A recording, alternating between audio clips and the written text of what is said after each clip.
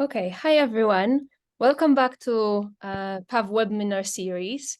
And our first guest of the seminar is Gautam Aishwarya from Technion, who will tell us about an information-theoretic approach towards the Kneser-Poulsen conjecture. Gautam, the floor is yours. Thank you, Kasia, for introducing me and for also inviting me to give this talk. And thank you everyone for coming. So this is joint work with Irfan Alam, Dongbin Li, Sergii Myroshnychenko, Oscar Zatarain-Vera. And so please ask me questions whenever you have them, and please feel free to interrupt anytime. So let me start. So the Kneser-Poulsen conjecture is something like this. I should maybe do presentation mode. Yes, very nice.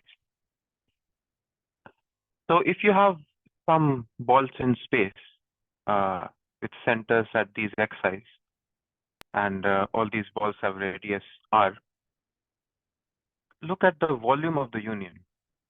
Right? And now bring those centers closer. So xi becomes yi, and centers are brought closer. And look at the volume of the union again. So it seems obvious from the picture that the volume of this union should reduce in this case, right? But this is the Kneser-Poulsen conjecture, that if you have two sets of points such that the pairwise distances in one of them is bigger than the other. So basically you take xi and put it at yi, and all the pairwise distances are smaller, then the volume of the union of balls of radius r around these points should decrease. And there is a similar conjecture regarding the intersections. I'll go back a little bit. And as you can see here, again, it seems that the intersection should be more. So you should have more volume in the intersection. So this is the intersection Kneser-Poulsen conjecture. So I'll call this the intersection version of the conjecture. Both these conjectures are wide open. So I'll briefly sketch some developments on this theme. So I'm going to do a very poor job at this because I will not say anything about things that happened before 1998, where people proved this conjecture under certain conditions in the plane and so on. In 1998, Shikosh showed that if you have a continuous contraction, so recall that in my picture, there were points xi's, and these points xi's went to yi's, right? Such that all the pairwise distances became smaller. Suppose that you could actually draw a path from each xi to yi, right? So there you have paths xi to yi, such that all the pairwise distances become monotonically decreasing along this path. This is what I would call a continuous contraction. Okay. So in this case, Shikosh proved this conjecture by actually differentiating the volume in T. So this is quite restrictive because you can only guarantee, if you're given a contraction, you can only guarantee that such a path would exist if the number of points is at most d plus 1 in a d-dimensional space. So this is kind of linearity. So the intersection and the union conjectures were proved in the plane by Bezdek and Connelly. And pretty much in full generality, this is all we know. Later, it was proved if the radii of the balls involved is large enough, and it was proved for special types of contractions. Like strong contraction means that you have a contraction coordinate-wise. Uniform contraction means that the pairwise distances from the initial points are uniformly bounded away in a suitable sense from those of the final points. But I'll not get into these definitions right now because I will not use them. And I apologize again for missing a lot of developments that happened along this this path. But basically, the full conjecture for dimension strictly bigger than 2 is completely open. And I think we know very little about it. And you can read more about this in a recent survey paper called 4 Classic Problems. It's on the archive. And it's one of the 4 classic problems that are discussed over there. So these are the developments. Any questions so far? Okay, so let me rephrase the Kneser-Poulsen conjecture in a language that I would find more convenient. So what are we doing here? We are mapping points xi to yi's. And let me call this map T. So T is one Lipschitz. So I will call one Lipschitz maps contractions. So for me, a contraction can have Lipschitz constant 1. Now, if I denote by A plus B the Minkowski sum of A and B, which is the sum of the collection of all pairwise sums. So you can think about the Minkowski sum as at every point of A, there is a copy of B sitting there, or at every point of B, there's a copy of A sitting there. So this is Minkowski sum. So the union of the balls is essentially K, where K was the set of xi's, K plus RB. This is the union of the balls for xi's, and for yi's, we are looking at Tk plus RB. So Tk is the image of K, of the finite set K in question.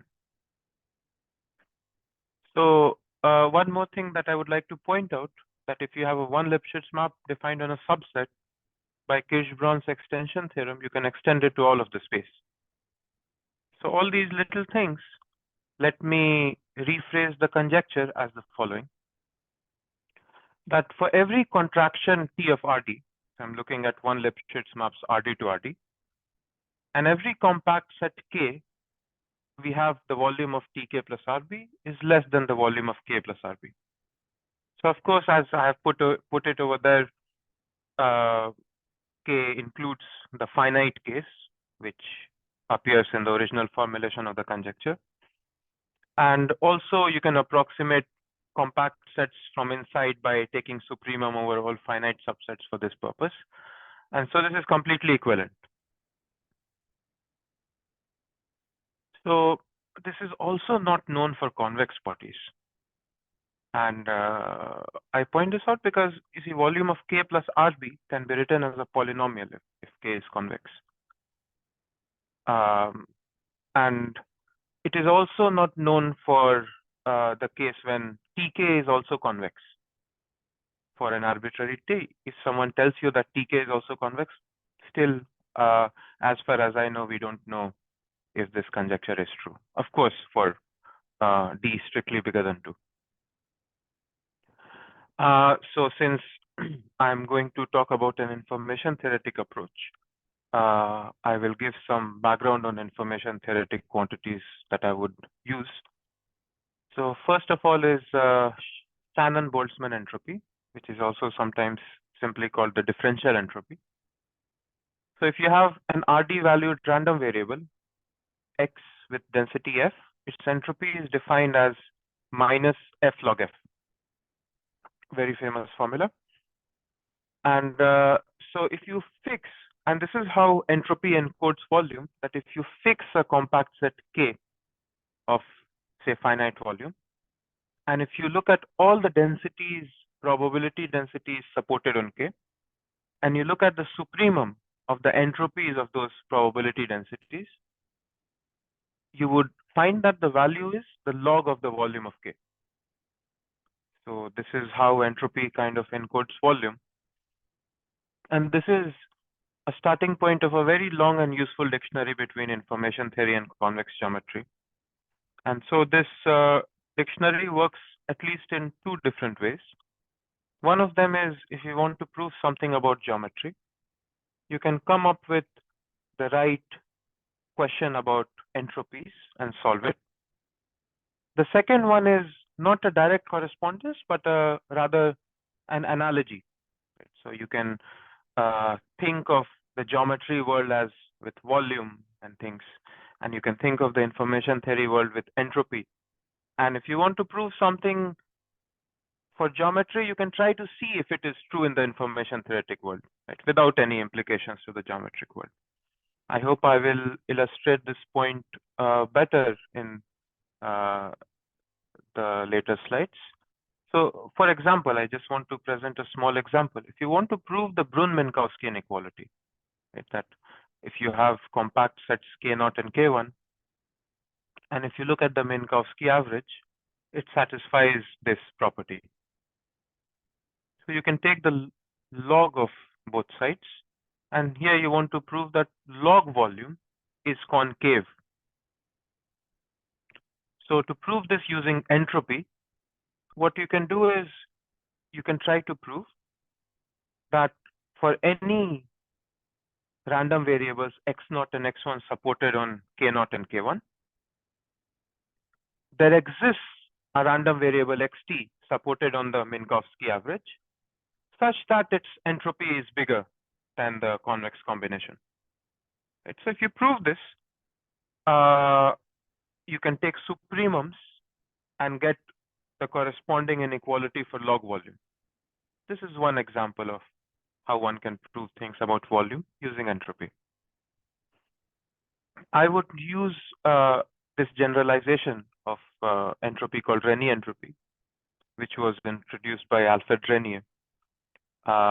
So for a random variable x with density f in Rd, the Rényi entropy of order alpha is the 1 over 1 minus alpha log integral f to the alpha.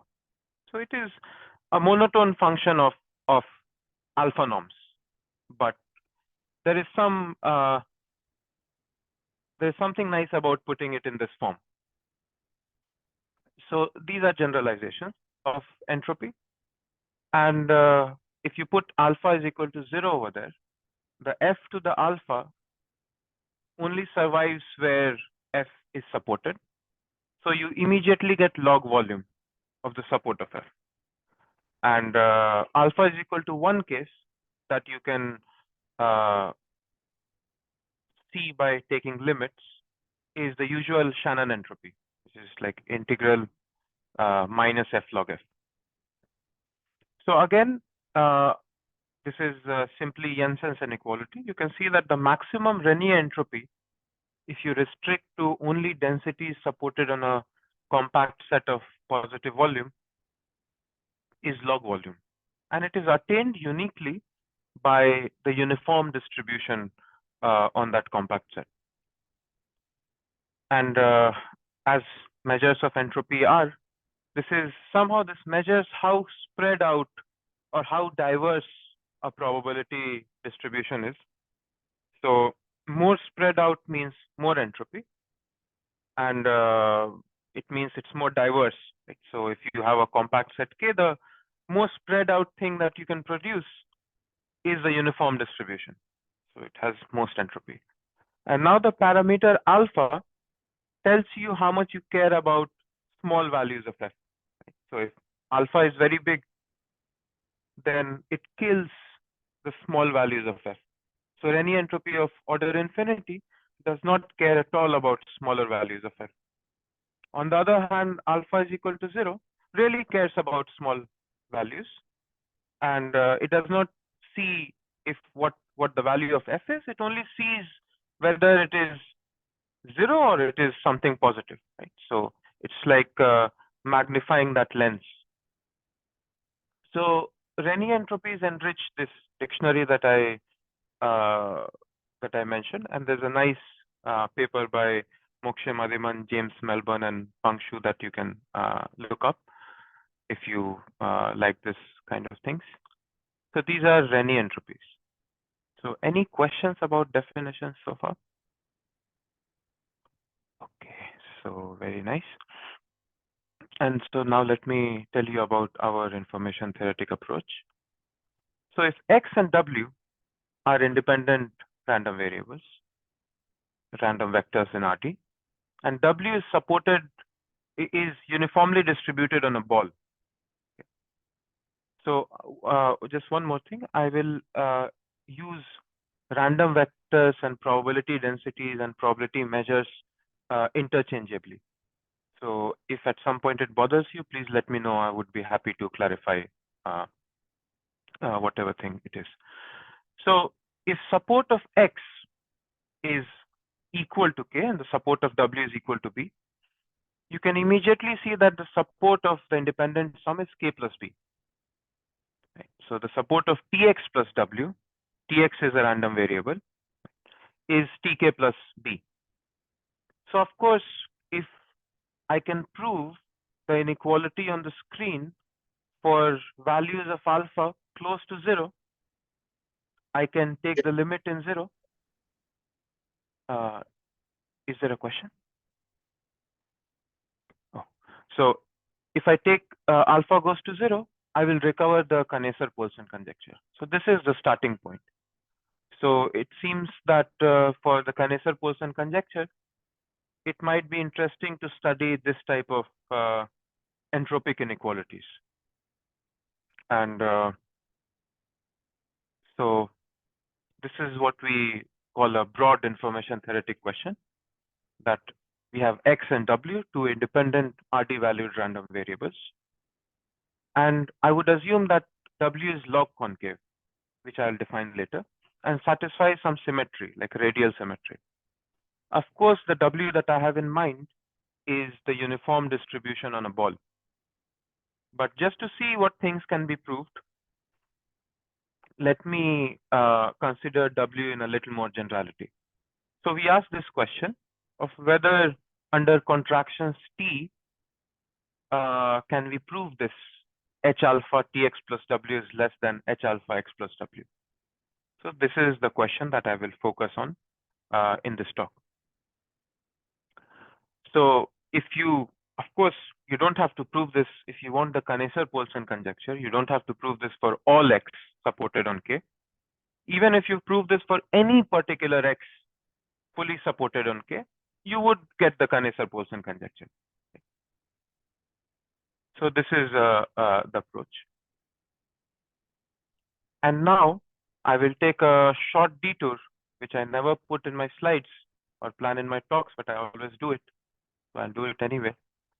So we'll just make a small calculation here.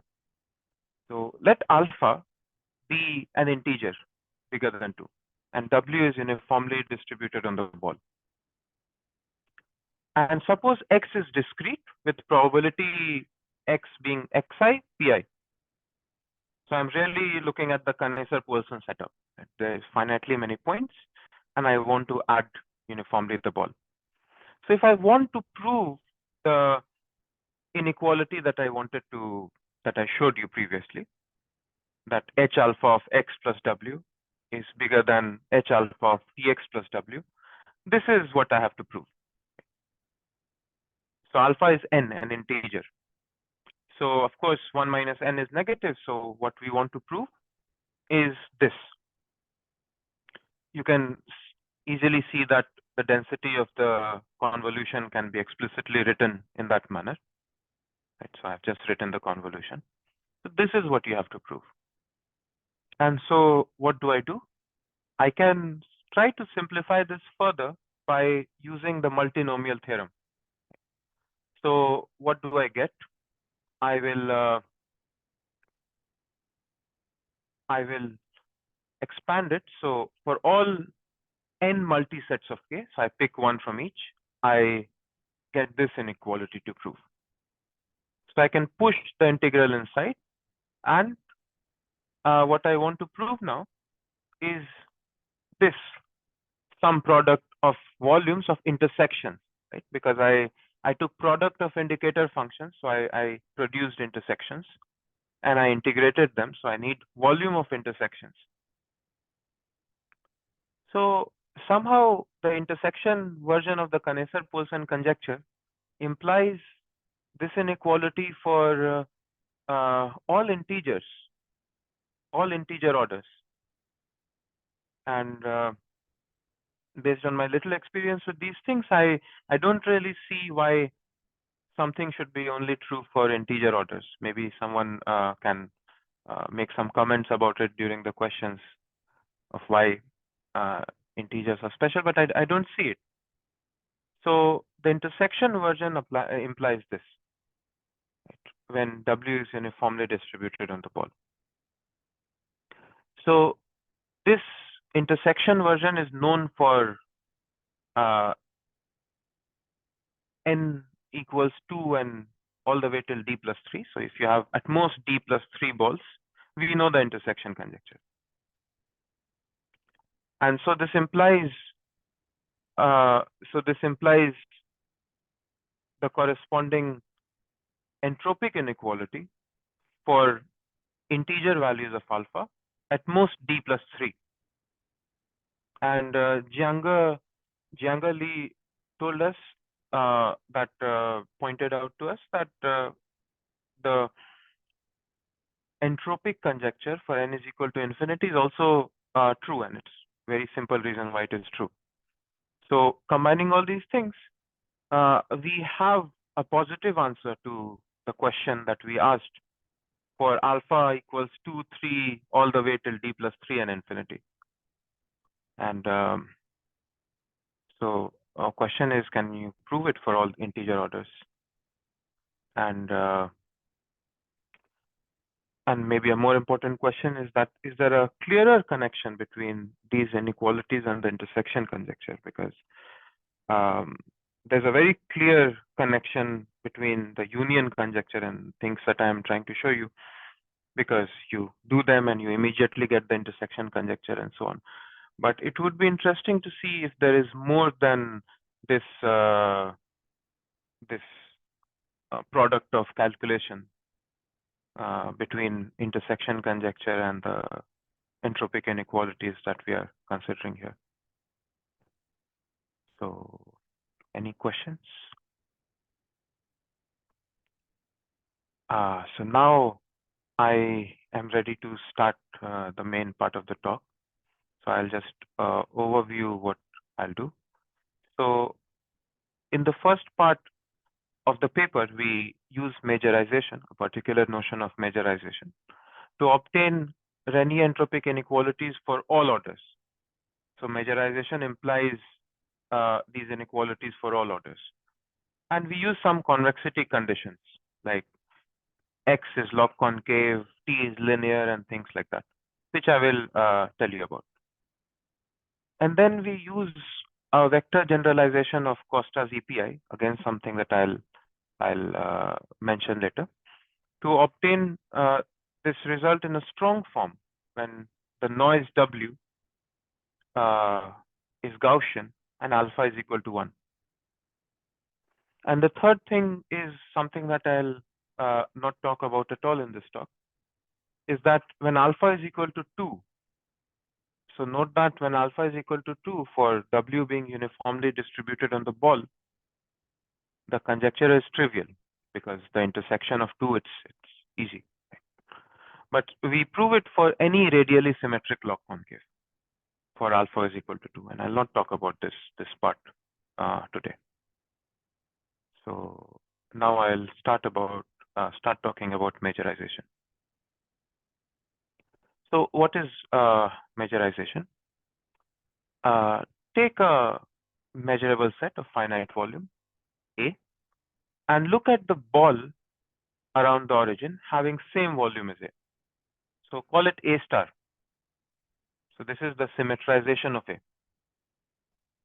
And now suppose if you have a non-negative function, you have the level sets of this function, symmetrize these level sets and declare it to be the super level sets of another function.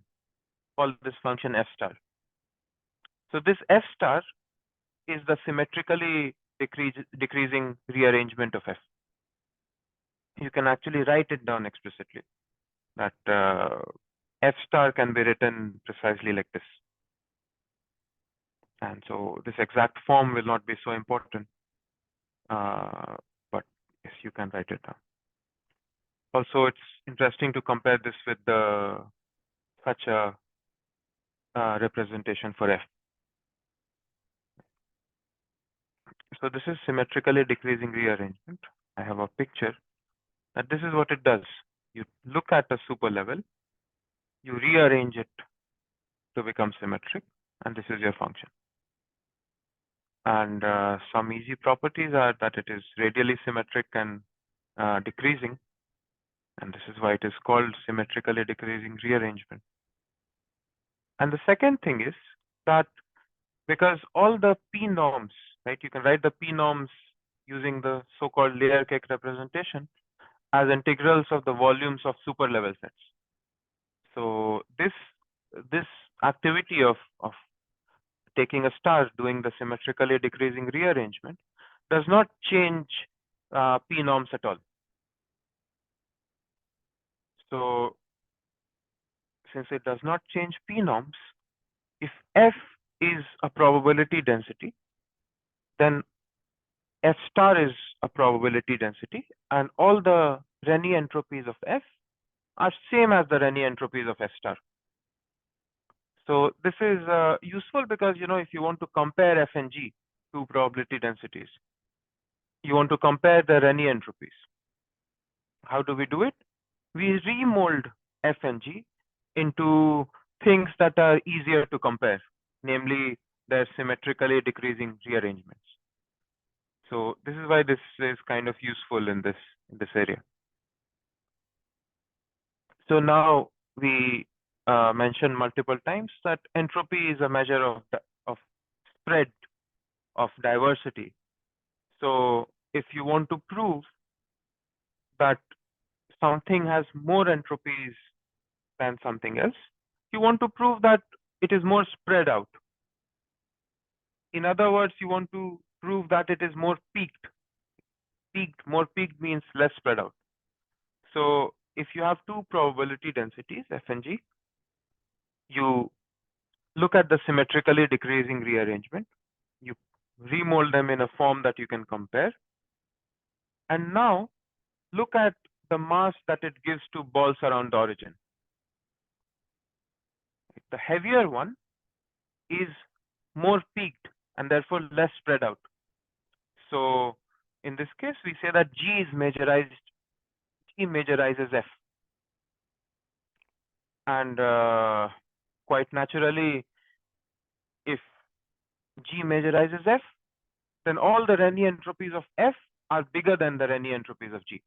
Right? So because G is more peaked and hence less spread out than F. Okay. So this is majorization. And so we want to prove that H alpha of Tx plus W is less than H alpha of X plus W. So sanity check. If you have no W, this is true, that Fx is majorized by Ftx. You can just write it down and see if both of them have densities. And so what I'm going to ask about is a much more special case, because I'm going to focus on X and Tx. But I think this is an interesting question that, you know, that you have convolutions. So the question of whether convolution operators preserve the majorization order, like which convolution operators preserve the majorization order. Right? This question is much more general than the one that you see up on the screen. And so you would, of course, get this as a consequence. And then I think, can we even prove this for the Gaussian? And so this is basically asking, does the heat flow preserve the majorization order? And this is, I like this question because the Gaussian convolution is the strongest candidate, meaning it would be the weakest theorem. Because if you prove convolution preserves majorization for a certain convolution, say convolution with the ball, you can keep convolving and you can, by the central limit theorem, obtain the result for Gaussian convolution, modulo the details. So, so it seems that the Gaussian version is the weakest. So even though it would not give any geometric thing as a consequence, at least in a straightforward way, but I think it is an interesting question. Now I want to give a useful representation of these integrals that I want to use to compare the majorization order. For majorization order, the thing on the left is what is important. So this essentially is the supremum over all sets with the same volume as that ball, and you look at how much mass F gives to those sets.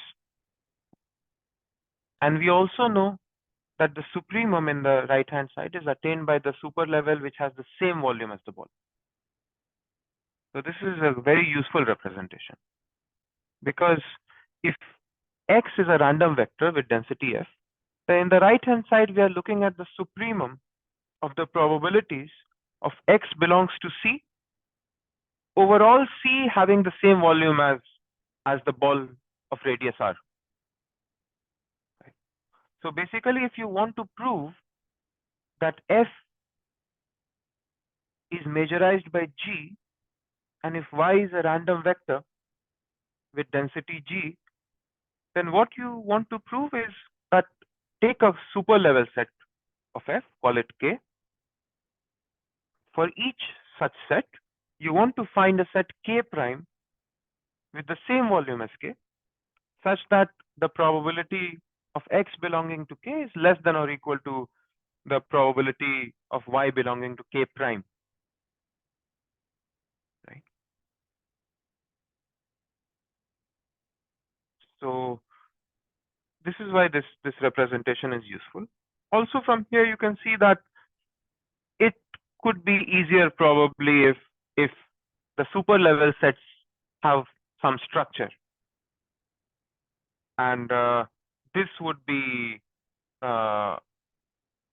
obtained from the assumption of log concavity, that a function is called log concave if its logarithm is concave, and you call a random variable or a random vector log concave if its density is log concave. So these are in particular unimodal, like they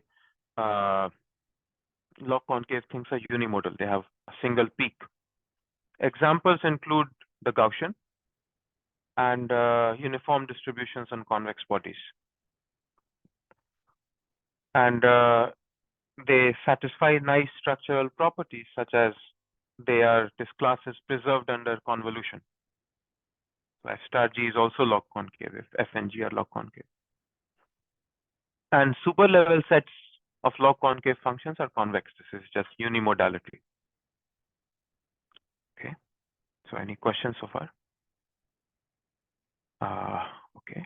So I'll and one more thing, that in this dictionary that I mentioned earlier, convex sets correspond to log concave random variables, where volume corresponds to entropy and so on. Convex sets are log concave random variables. So let me put all this together and show you a prototype example.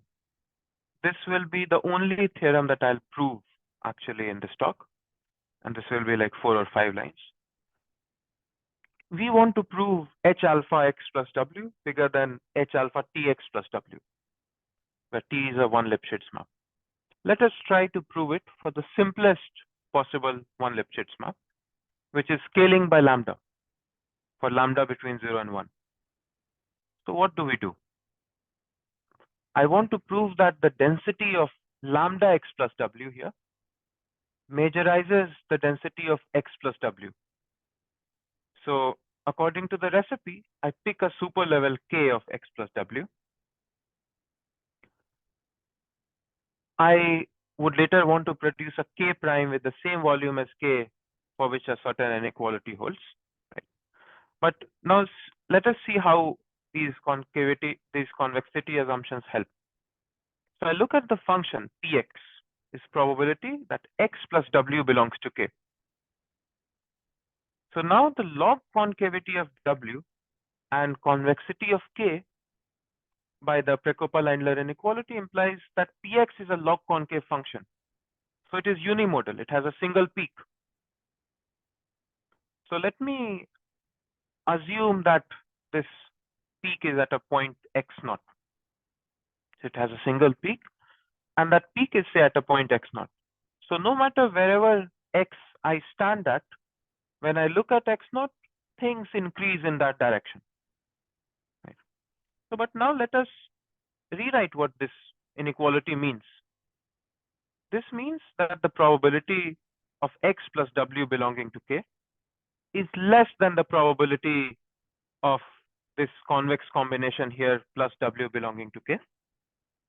So what I'll do is I'll just push this 1 minus lambda x naught to the other side. So I have probability lambda x plus w belonging to k minus this translation. And this would be my k prime. So I produced for you a k prime such that the probability that x plus w belongs to k, x is a fixed vector, probability that x plus w belongs to k is less than the probability that tx plus w belongs to k prime. And so this finishes the proof. So there is majorization, and consequently there are Rényi entropic inequalities in this direction. So there is two things to see here. One is, sure, we saw that concavity, log concavity of w and convexity of k helps. Right? So it allows us to locally solve the problem. It allows us to solve the problem at every conditional. Right? What is happening here is, in some sense, we are conditioning on the value of capital X being little x. So convexity assumptions are helping us solve this problem at every conditional. And linearity implies that this solution does not depend on the conditional. So I would have been in trouble if my k prime depended on x. Then I could not have averaged it out. So this is a nice illustration of why linearity and convexity are important for this kind of proofs. So any questions about the proof?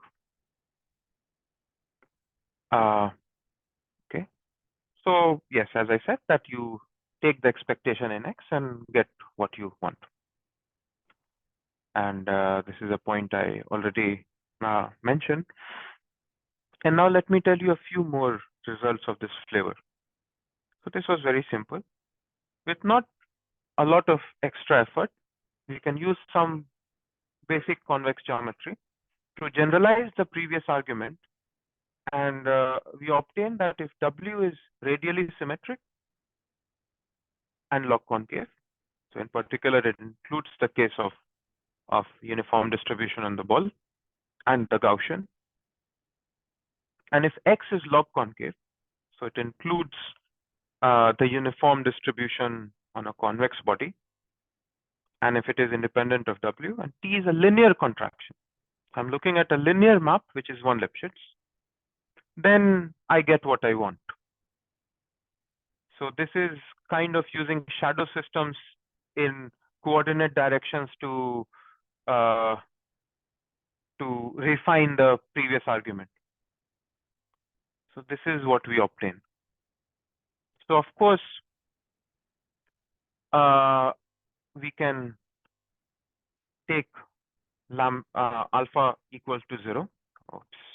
We can take alpha goes to 0 and recover the log volume of these supports.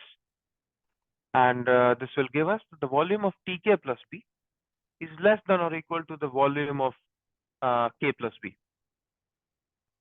So how would we obtain this otherwise?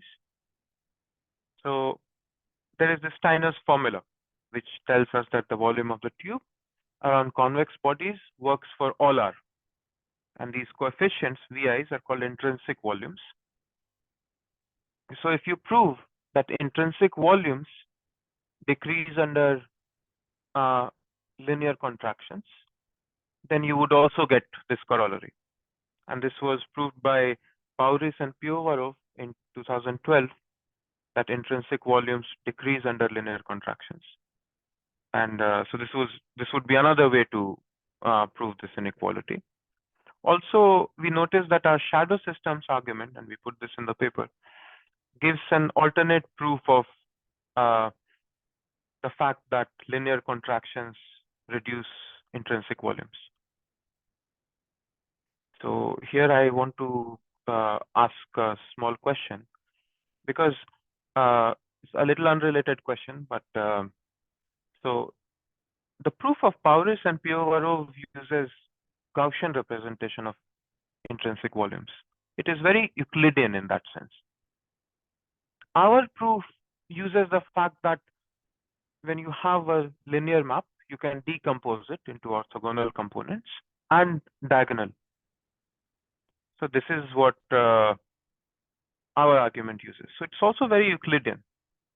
Is there a way to, and I know I'm being very vague, but is there a way to see this inequality without using as much Euclidean structure? So this is one question. Okay, getting back. So let me show you another sample theorem. So we also proved the previous theorem, the one that I just a second here. So we also proved this for unconditional log concave x. Unconditional means that it the distribution does not depend on doing a plus minus in each of the coordinates. So we also proved this for unconditional log concave x and w for strong contractions, things that are coordinate-wise contractions, strong linear contractions. And so we used the mean value theorem, the multivariate mean value theorem, to write down the gradient as an average of linear operators. If you open the Wikipedia page of mean value theorem, you will see exactly what I mean. And so we use this and similar techniques as before to show that if x is unconditionally log concave and w is radially symmetric log concave, and t is a contraction which is the gradient of a convex function, then there is majorization. And so this also gives some kind of geometric inequality for unconditional convex bodies and contractions which are gradients of convex functions. So, and I don't know if there are other ways to recover that inequality, like, you know, working with intrinsic volumes or something like this. I don't know if there's another way. So this brings me to another question that I wanted to ask you. And so these maps, gradients of convex functions, are called Rényi maps. These are the maps which solve the Monge problem in optimal transport. So I'll not get into the definitions, but for those people who care about it, which includes myself, of course. So here, I want to ask the question of whether if you know that the Rényi map from mu to nu is one Lipschitz, is it true that the Rényi map from mu star gamma, gamma is the Gaussian, to nu star gamma is also a contraction? So again, this is also one of those examples where, I mean, I say Gaussian because I don't want to be over ambitious. Also because any other case would imply the Gaussian case. So it's in some sense the weakest theorem of this type that you could have. So, and I don't know the answer to this question.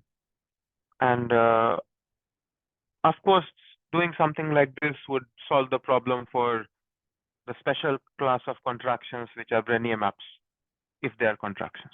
Okay. And interestingly, this is true in dimension 1.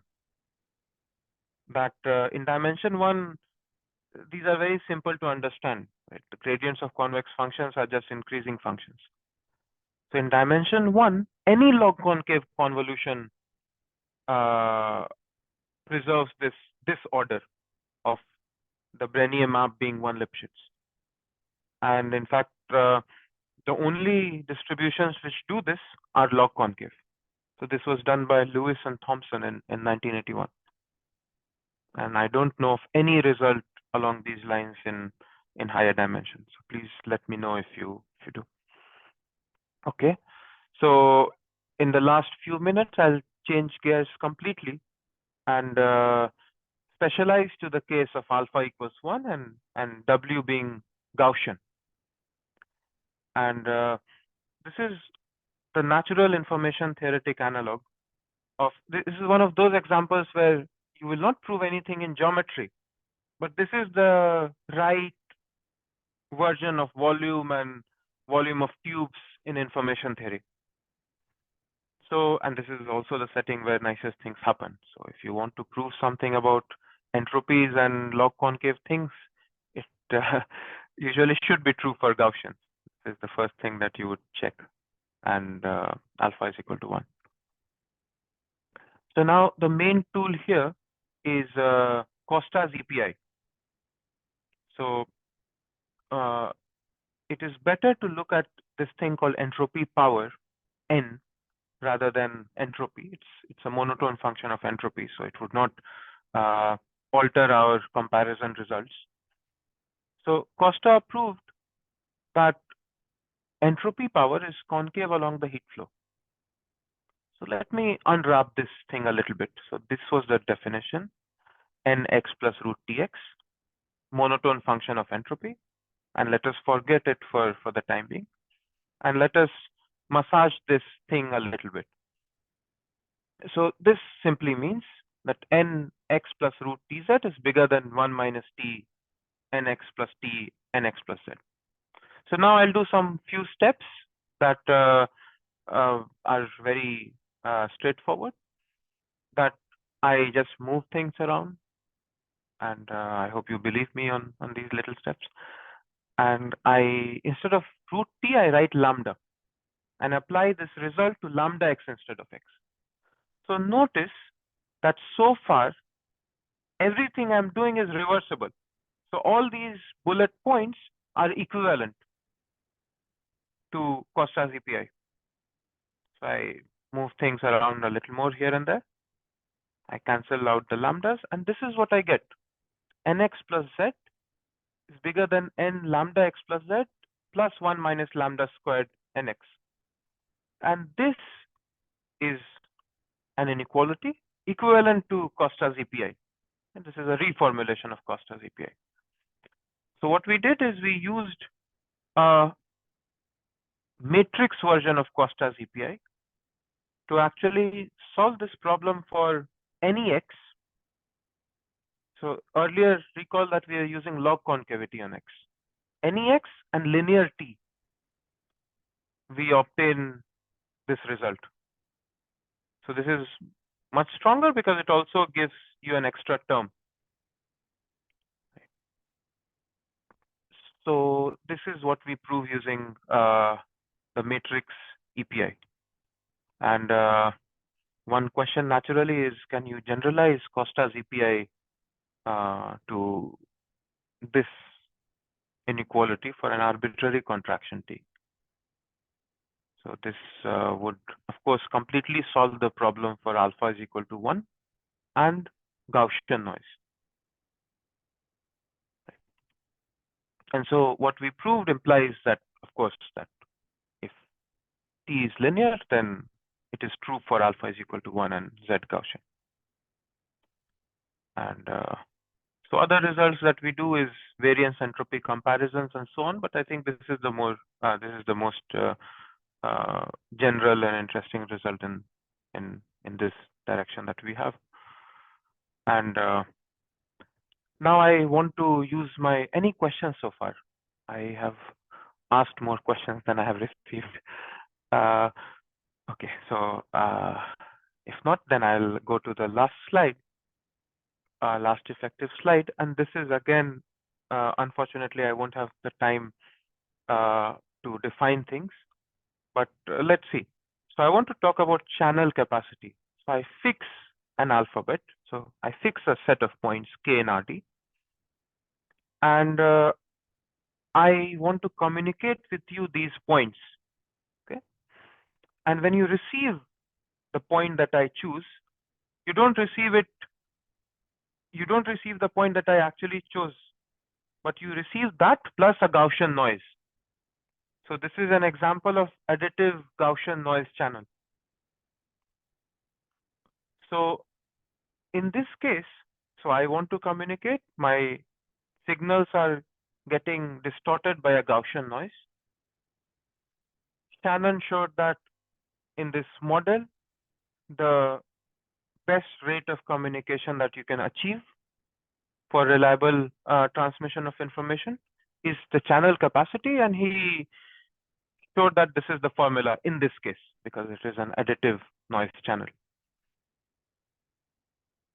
So there is X here, and this term is usually was supposed to be entropy of X plus Z given X, but it is because Z is independent, so it is H of Z. So whatever this is, so this kind of encodes how well I can communicate if I have Gaussian distortion of my signals, and the signals that I wanted to send are points in space. So what we have proved implies that if I bring these points closer and I want to communicate with them, communication becomes worse. And we prove this only in the case when T is linear, because it follows from the corresponding inequality for entropy. So one question that I have, and I think this is the most reasonable question for having a yes answer, affirmative answer, is this, and it's very natural that T is an arbitrary contraction. You bring points closer, it should be harder to communicate. And unfortunately, we don't even know the answer to this question. And with this, I will stop. Thank you. Thank you very much, Gautam, for this very, very nice talk. Are there any questions?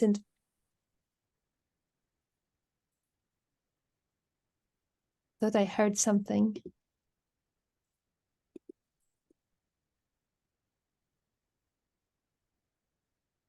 No questions, then thank you again, Gautam. I'll stop recording now.